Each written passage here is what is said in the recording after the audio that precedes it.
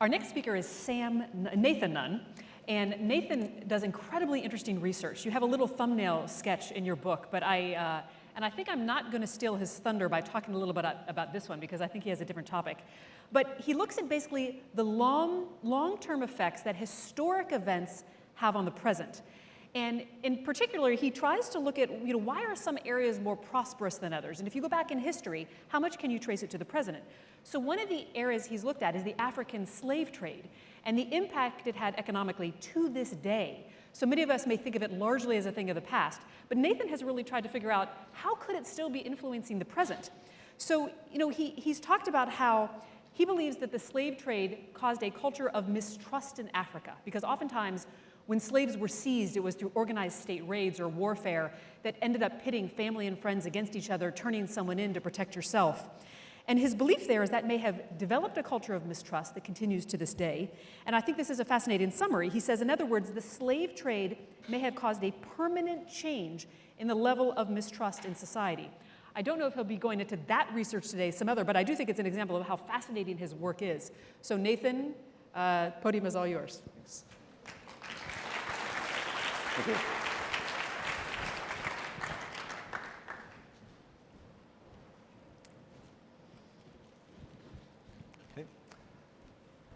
Fantastic. So it's a great pleasure for me to be here.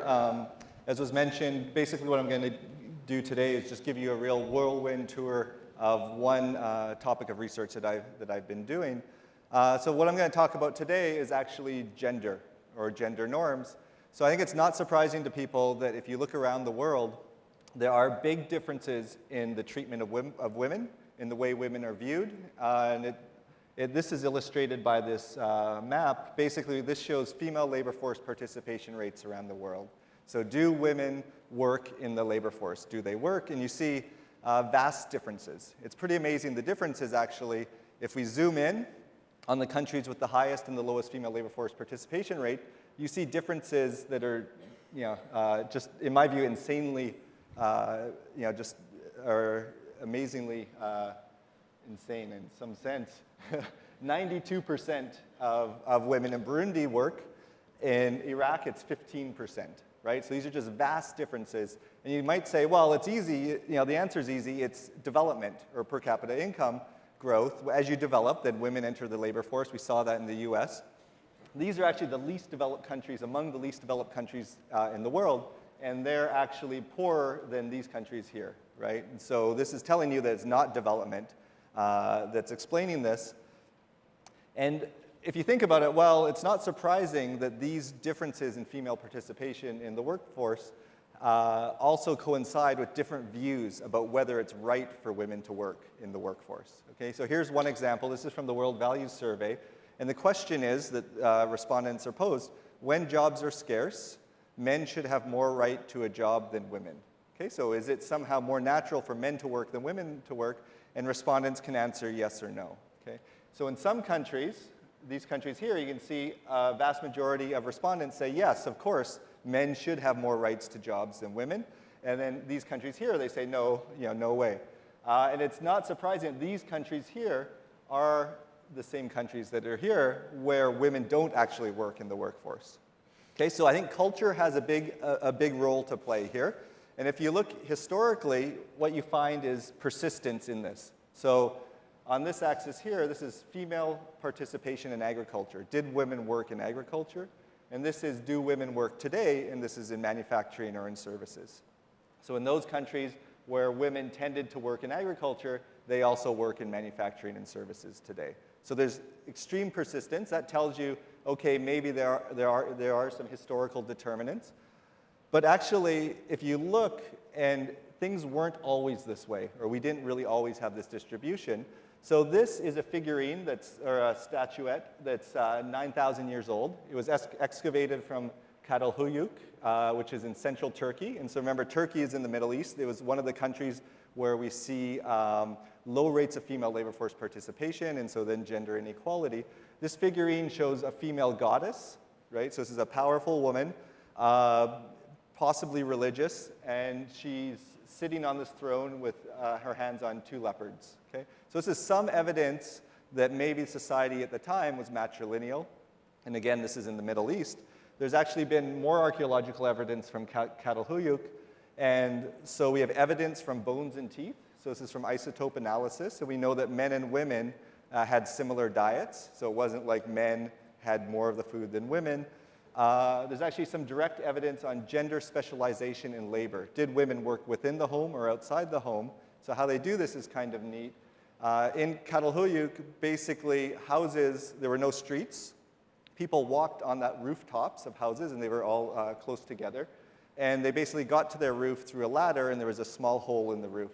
And they had indoor fires, and the fire was somewhat below the hole, and then the smoke would go up through the hole. So what they found in the skeletal remains were basically carbon or soot deposits within the ribs. So what was this? This was smoke building up and carbon building up within the lungs, and then the individuals die and decompose, and then you have this carbon buildup within the ribs. And so they found that men and women have the same amount of carbon buildup. So that, in other words, men spent the same amount of time roughly indoors as women did. And so it tells you there wasn't this extreme gender division of labor where men work outside the home hunting in agriculture, women stayed within the home. Another source of evidence is based on burial sites. So if you're really, really important, they would cut off your head when you were buried, and they would put it on a stick and parade it around. And so you found a similar number of heads cut off for men and women. Okay? So again, this is the Middle East where we see extreme gender inequality today. Go back 9,000 years, and that wasn't the case. There doesn't seem to be evidence of this gender inequality. If anything, societies were matrilineal, and women had held powerful positions. So the question is, where do these cultural differences come from? So we observe these vast differences, or in my view, crazy vast differences in views about the roles of men and women. What's natural? What's the natural role for men and women? And so where do these come from? So there's different answers. So one answer is, who knows? They just exist, and it's nothing systematic. Don't even bother trying to explain it.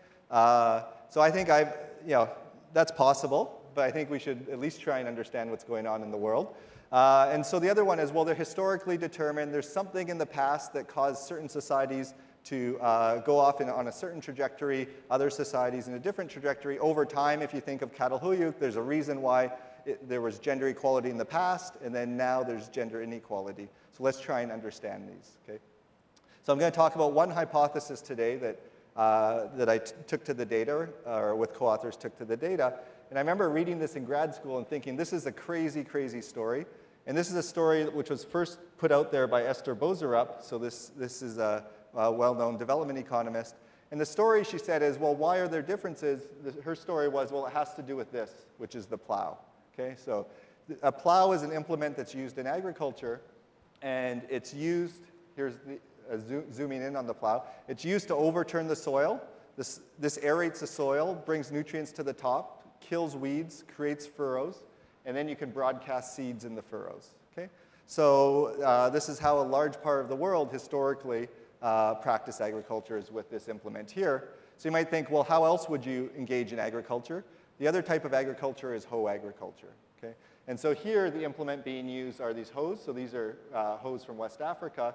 And here, what you're doing is using this implement instead of the plow. So what's the difference? If you look at the plow, basically, it's a bit more efficient, but it actually requires a huge amount of upper body strength and grip strength to either control the animal or pull it yourself, which is even harder, or to ensure that the plow stays within the soil and constantly overturns the soil.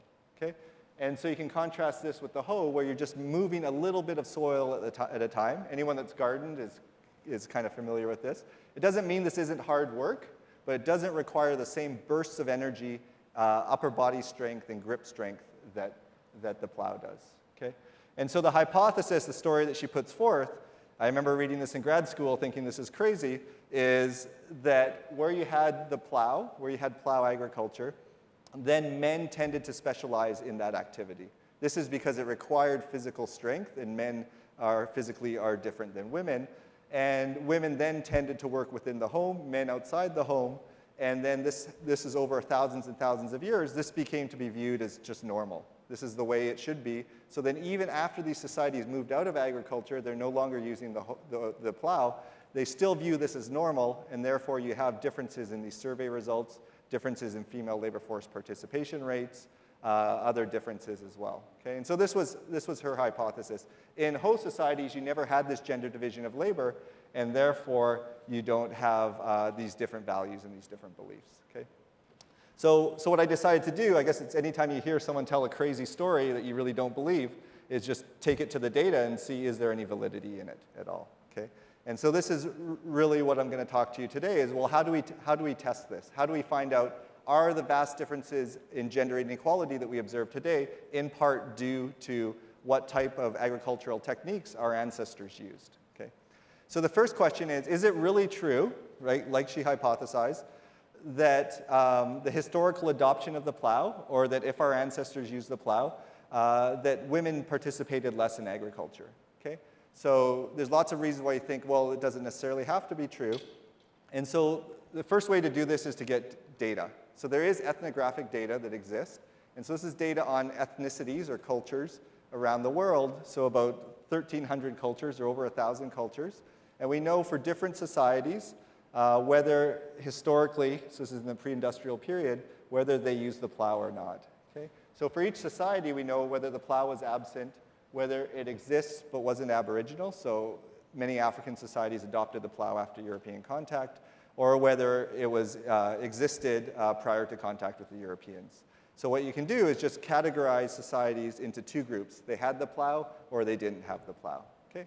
And then we also have information on whether women participated in agriculture. So we have these different categories. We can classify each group into whether it was males only, males more, equal participation, females more, or females only. Okay, so there are some societies, 32, in which females were the only group that engaged in agriculture. And then you can create a variable that's just ranging from 1 to 5.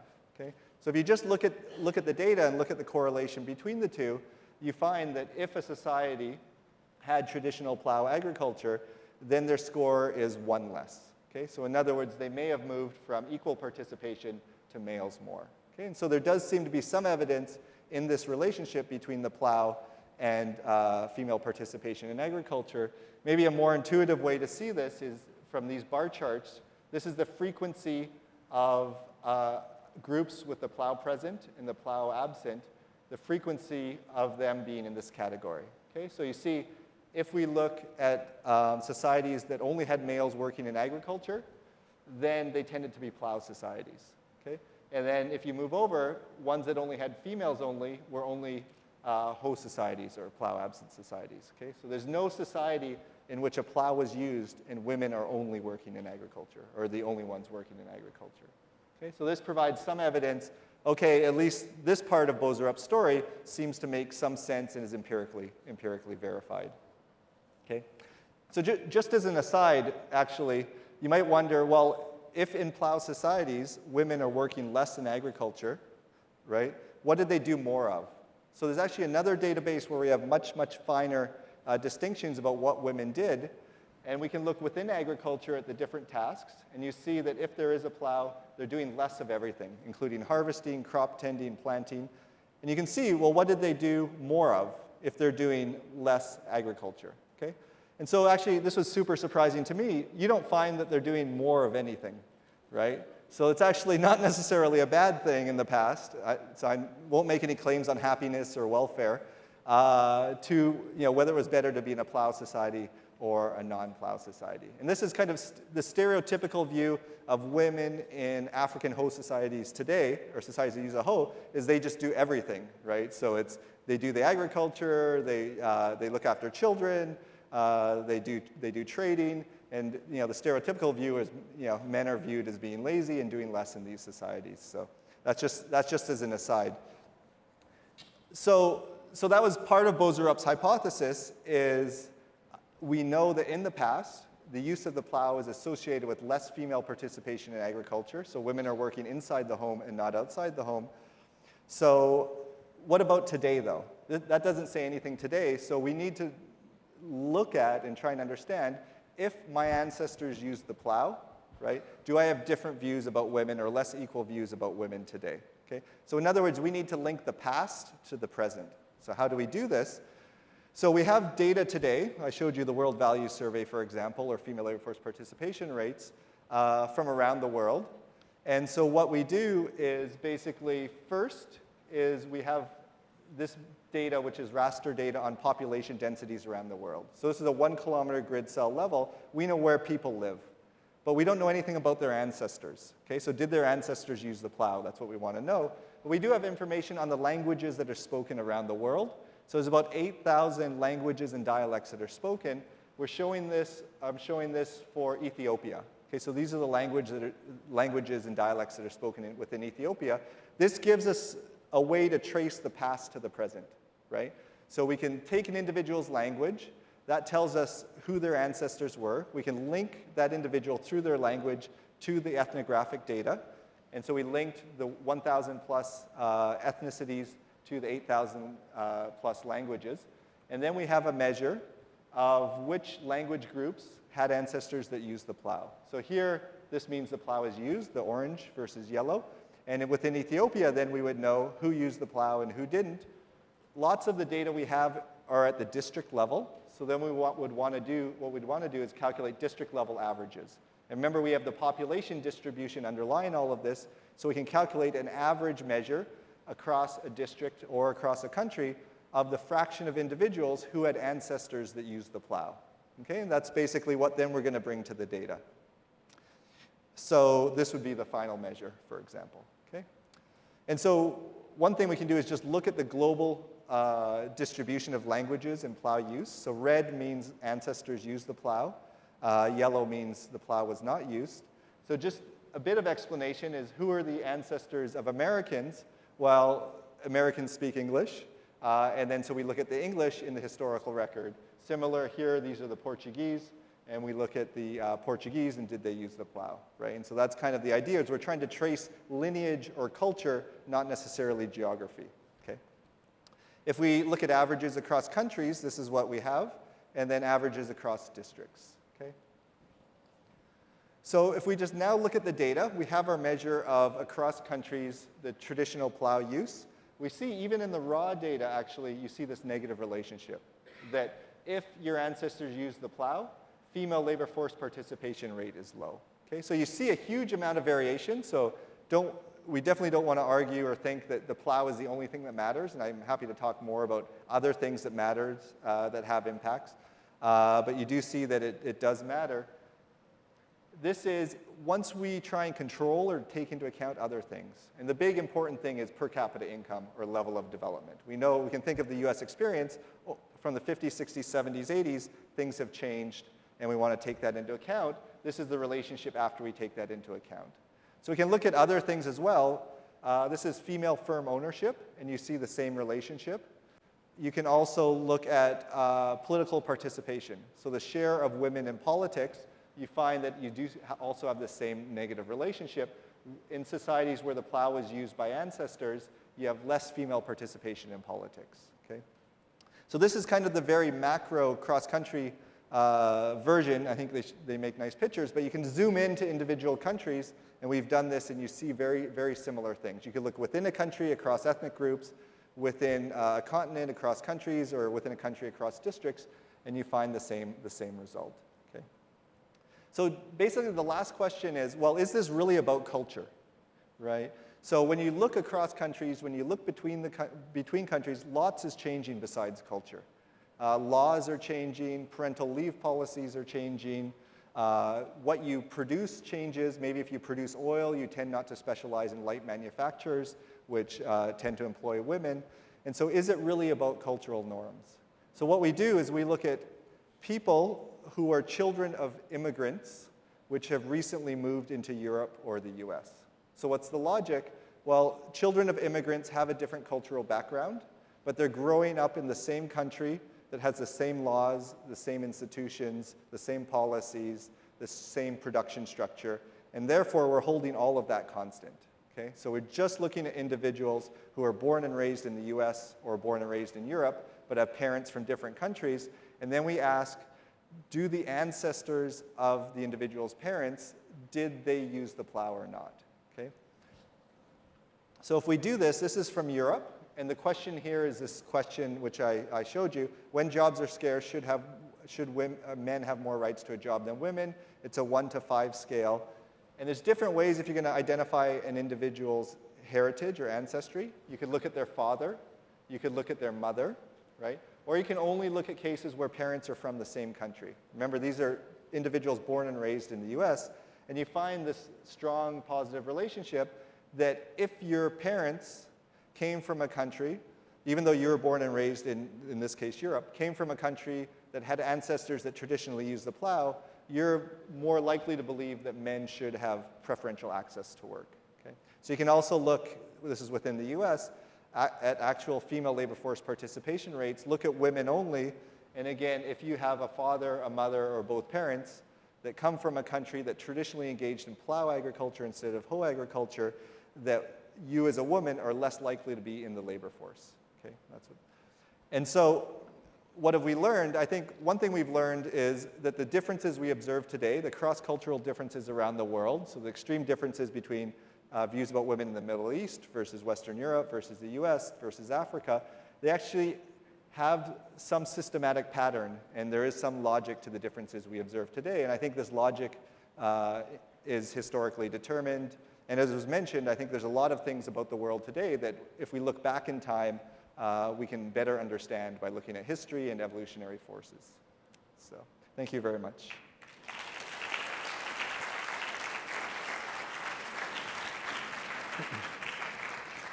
Thanks, Nathan. Thank you. I have a question that relates to, I think, Charlotte's sort of jungle gym philosophy of life, which is I want to remind people, Nathan is an economist. Right. I mean, very much what we heard today was connected to history. And when I think many people, economists can, sometimes economics can feel sort of inaccessible, esoteric. You found a way to connect it to history and make it very practical. And I'm wondering, can you tell us a little how you got into this work, how you went through the door of economics, but then widened it in this really fascinating way? Yeah, I guess it was just, in general, being interested in the world and why the world is the way it is. And so one of the things I was really interested in is why is Africa the most poor continent in the world? And you can start writing down mathematical models, which is the first thing I did, but then I kind of quickly realized, it might be good actually to pick up a history book and learn about the history of the continent. And so I read about the history of the African continent, and colonialism was very severe, but not only that, but the slave trade was this giant factor. And then the natural next thing is, let's take this to the data and see whether it's so. So really just trying to understand the way the world is the way it is. So you've really combined being a historian with being an economist in many ways. Yeah, I think it's really just thinking about history but just actually looking in the data and then trying to test some of these. So you've been able to basically connect problems of the present with things that happened in the past. Yeah. Does your work involve taking it to the next step, or how do you advise people to take it to the next step? Which is that if we identify the problem, even if it's from long ago, is there a way to help remedy a present problem? Yeah, so I guess this isn't something I think about it a lot, but it's not something that I'm really interested in kind of making recommendations. So first of all, I think it's fine enough just to try and understand the world, and that's fine. I think it is difficult to think about policy implications, but there are policy implications. If some of the inequality in the world today is historically determined, well, that means it's less likely to be geographically determined or be because of, think of Africa's underdevelopment, how much of it is because of problems of malaria today or tropical disease versus these historical roots. So I think it gives you some evidence about that. If you thought it was purely geographically determined, you would have different policies than if you think it's historically determined. I imagine it gets even more complicated when you factor in current cultural views about women and how you try to bring those modern day views into how the past affected views as well. No, I think that's right. And I think the literature in the last 10 years has kind of progressed along these lines. Let's try and understand the evolution of societies and how we got to where we are today. I think the next step, and a number of people are trying to do this, but this is definitely a lot tougher, is to think about, okay, what are the policy implications? What can we learn from this moving forward? And so I think that's a wide open question that really nobody knows the answers to. You address this a bit, which is sort of where you get data, but I would think it has to be a big challenge sometimes to be able to find the data you need that dates back so far. And hopefully it's substantially accurate enough and there's enough of it. Is that a big challenge of your work? Yeah, I think that's probably a a big chunk of the resources and time go into actually getting the data, which is the first step. You have to be able to observe and measure things before you can really study them. But that makes it a bit more challenging and more fun than if you can just download the data from the web. Have you already from a decided website. what your next area of study will be, what fascinates you and you want to tackle? So. Unless I don't want you to give it away in case other academics are on your trail. So I think I'm very much interested in this idea of culture. It's something that economists, you have to beat them over the head for a long time to convince them that culture exists. They think we're all hyper-rational decision makers, and why would we have any values or beliefs or feelings? We would just rationally choose the best action in every situation. So I think just really understanding culture and in this systematic and evolutionary way is something I'm Good. Nathan Nunn, thank you very much. Okay, thank you very much. Good to meet you.